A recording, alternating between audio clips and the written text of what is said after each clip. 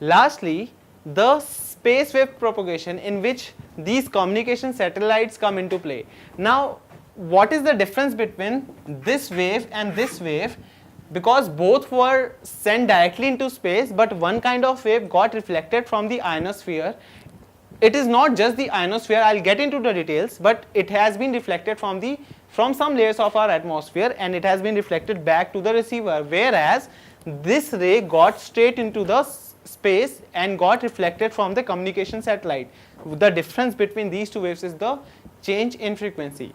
Very high frequency can only penetrate through the ionospheres or the upper layers of the atmosphere. Low frequencies will be reflected by high ionized particles on these layers. So low frequency waves are generally transmitted from the sky. These signals are like from when we are communicating from Delhi to Chandigarh.